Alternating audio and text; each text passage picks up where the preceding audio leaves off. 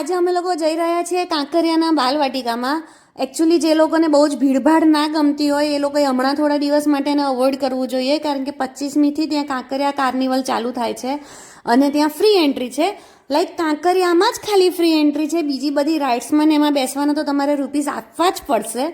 અમે લોકો આજે જઈએ છીએ બાલવાટિકામાં. બાલવાટિકાની ટિકિટ છે 50 રૂપિયા, અને જો અહીંયા જેટલી વસ્તુ લખેલી છે ને એ બાલવાટિકાની ટિકિટની સાથે ફ્રી છે. પણ એ સિવાય કેટલીક એક્ટિવિટી છે એના ચાર્જિસ છે. જો આ બીજા જે ચાર્જિસ છે ને અંદર જઈને અલગથી ટિકિટ લેવાના, તો તમે જોઈ લેજો પીકમાંથી અને વિચારી લેજો કે તમારે કેટલી એક્ટિવિટી કરવી છે અને તમારે કેટલું બજેટ લઈને જવું જોઈએ. તો હવે અમે લોકોએ બાલવાટિકામાં એન્ટ્રી લઈ લીધી છે. અંદર જવા માટે અહીંયા સ્લોપ બી છે અને સ્ટેપ્સ બી છે. સ્ટાર્ટિંગમાં જેવા તમે એન્ટર થશો એવી તમને બધી ફ્રી એક્ટિવિટીઝ દેખાશે. જુઓ, કોઈન હાઉસ, શૂ હાઉસ, એ બધું અહીંથી દેખાઈ રહ્યું છે. આ છે VR ગેમિંગ ઝોન. આ નાના બચ્ચાના બોટિંગ માટે આ ગેમ ઝોન. હવે બહુ જ ભીડ હતી ક્રિસમસના લીધે, તો અમે વિચાર્યું કે બધી જગ્યાએ ભીડ છે તો આપણે ક્યાં જવું. તો અમે લોકો ડિસ્કસ કરી રહ્યા છીએ કે સૌથી પહેલાં ક્યાં જવું. ભૂલામણીમાં જઈએ છીએ.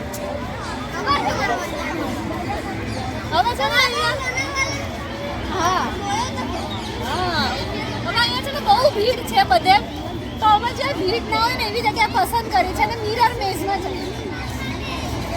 તો ફાઇનલી અમે પહોંચી ગયા છે મિરર મેઝ. એની બાજુમાં છે ફ્લાઇંગ થિયેટર, એટલે કે 5D થિયેટર જે આપણે નોર્મલી હોય છે. અહીંયા અંદર શૂઝ રિમૂવ કરીને જવાના હોય છે. તો અમે બહાર ચપ્પલ કાઢ્યા અને હવે અમે જઈએ છીએ અંદર.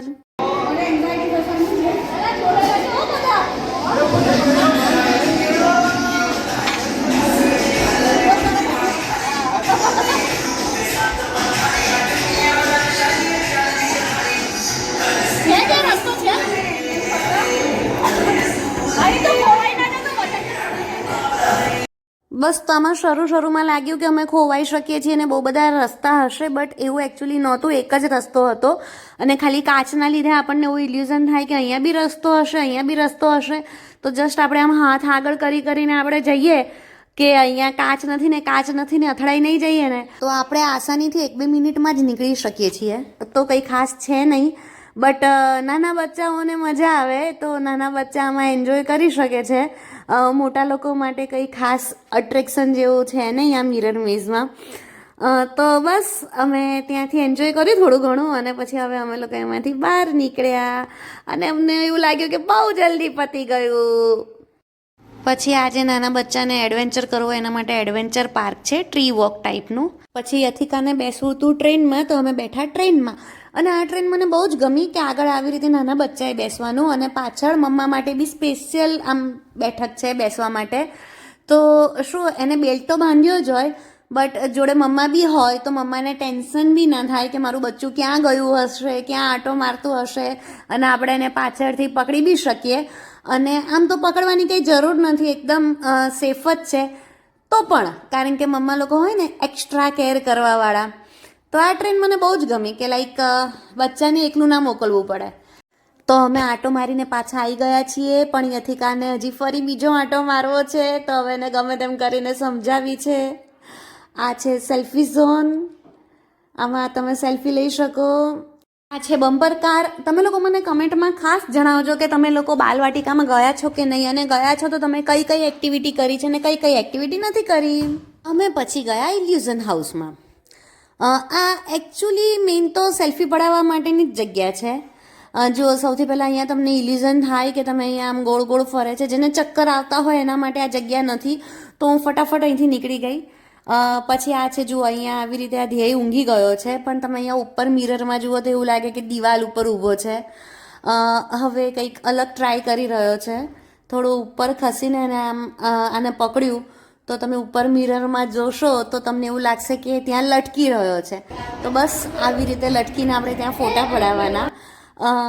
બસ એ જ મેઇન છે. આ ધ્યેય પેલું ગોલમાલમાં પેલું નહીં દિવાલ ઉપર ચાલતો હોય છે એ ટાઈપનું કંઈક ટ્રાય કરી રહ્યો છે. તો મેઇન તો આ સેલ્ફી લેવા માટે ને વિડીયો લેવા માટેની જગ્યા છે. આમાં એવું છે કે તમે આને કોઈ બી દિશામાં ફેરવો, તમે અલગ અલગ વખત જુઓ તો તમને એવું લાગે એક વખત કે રાઈટ હેન્ડ સાઈડ ફરે છે, બીજી વખત જુઓ તો એવું લાગે કે લેફ્ટ હેન્ડ સાઈડ ફરે છે. અહીંયા એવી રીતે મિરર મૂક્યા છે કે એવું લાગે કે તમે તમારા જેવા દેખાતા બીજા 5 લોકો જોડે મીટિંગ કરો છો. જો એક્ઝેક્ટ ચેર દેખાય છે, બરોબર. હવે જો હું એકચ્યુઅલી આવું છે. અહીંયા તમારે એક એક ખૂણો પકડીને ઊભા રહી જવાનું અને પછી બહારથી તમારે ફોટો પાડવાનો. તો જો અહીંયા બિનલ ભાભી અને યથિકા બંને સેમ હાઇટના દેખાય છે ઓલમોસ્ટ. પછી આ તો તમે સાયન્સ સિટીમાં બી જોયું હશે કે આવી રીતે તગારામાં તમારું ડોકું કાપીને મૂક્યું હોય એવું લાગે.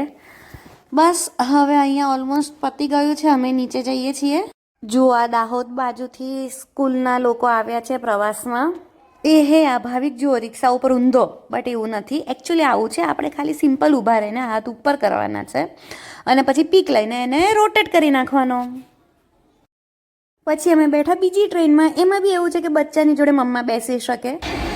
હવે અમે લોકો ડ્રેગન ટ્રેનમાં બેઠા છીએ અને બીજી ટ્રેનમાં બેસવું જોઈએ ને, અને ડ્રેગન બહુ કમ્ફર્ટેબલ છે. તો ચલો ટ્રેન ઉપડી આપણી. યસ, અહીંયા બીજી ઘણી બધી એક્ટિવિટી છે જે અમે નથી કરી. મેં આગળ જે ટિકિટનો ફોટો મૂક્યો છે એમાં તમને આખું લિસ્ટ જોવા મળી જશે એક્ટિવિટીનું, તો તમે એમાં જોઈ શકો છો.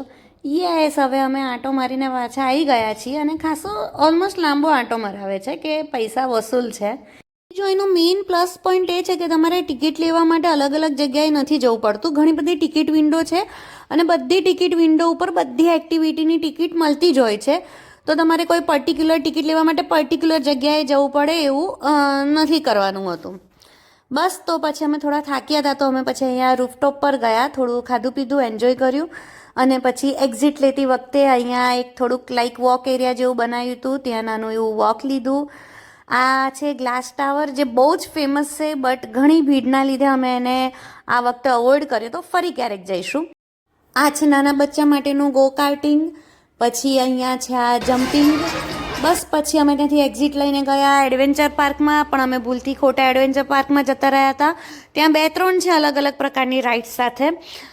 જુઓ હવે અમે ફાઇનલી અહીંયા આવી ગયા છીએ. બિનલ ભાભી, ધ્યેય અને આ મયુરભાઈ 3 જણા રેડી થઈ ગયા છે. યસ, હું આમાં નહોતી બેઠી કારણ કે મને બહુ ચક્કર આવે.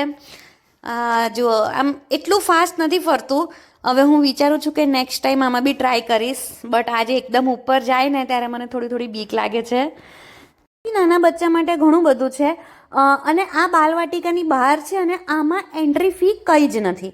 ફાઇનલી ઘણી બધી હિંમત ભેગી કરીને હવે હું કોલંબસમાં જાઉં છું.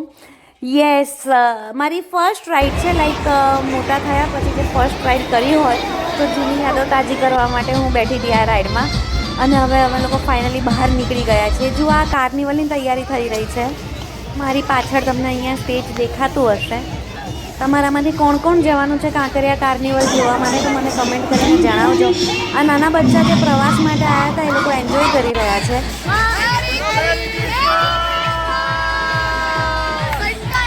તો હવે અમે અહીંથી એક્ઝિટ લઈ રહ્યા છીએ અને ફાઇનલી અમે લીધી અમારી એક ફેમિલી સેલ્ફી. તો હવે અમે લોકો કાંકરિયાથી અહીંયા શ્યામ વિલેજ રેસ્ટોરન્ટમાં જમવા આવ્યા છીએ અને અમે લોકો પહોંચી ગયા છે. બીજા લોકોની રાહ જોઈએ છે. હા મયુરભાઈ, કેટલે છો? તો આ એક ગાડી તો આવી ગઈ છે. આ બિનલ ભાભી અને ધ્યેય આવી ગયા છે. આ ગુંજન સર છે. આ મયુરભાઈની ગાડી આવી ગઈ છે. ચલો ભાઈ, તો આપણી બીજી ગાડીઓ બી આવી ગઈ છે. અમે બધા લોકો ફાઇનલી હાથીજણ પહોંચી ગયા છીએ અને આ લીધી અમે એન્ટ્રી.